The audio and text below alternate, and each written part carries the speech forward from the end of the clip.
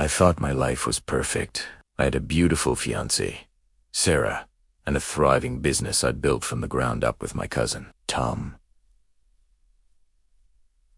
We were more like brothers than cousins, or so I thought. We were planning our wedding, looking at houses, and talking about our future. A future I was so excited for. But behind all the smiles and happy plans, a storm was brewing, one I never saw coming. It all started to unravel one evening. I came home early from a business trip, planning to surprise Sarah.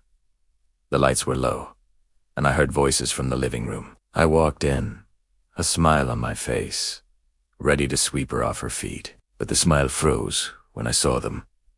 Sarah and Tom. On our couch, there was no mistaking what was happening. The shock was like a physical blow. I couldn't breathe, couldn't think. I just turned around and walked out, their panicked calls echoing behind me. I spent that night in a cheap motel, my world completely shattered. The two people I trusted most in the world had betrayed me in the worst way possible. Anger, hot and blinding, replaced the shock. I wasn't just going to walk away.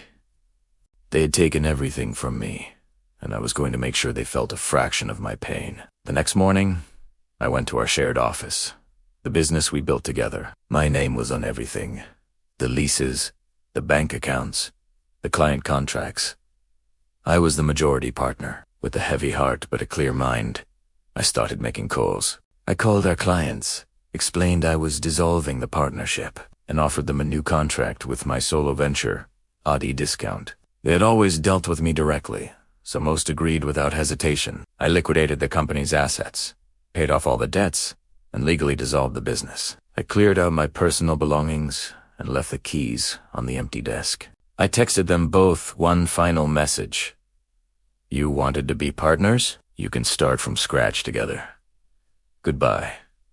I never saw them again. I heard through the grapevine that they tried to salvage things, but without the clients or the capital, their new venture failed within months. As for me, it was the hardest thing I've ever done, but it was also the most liberating.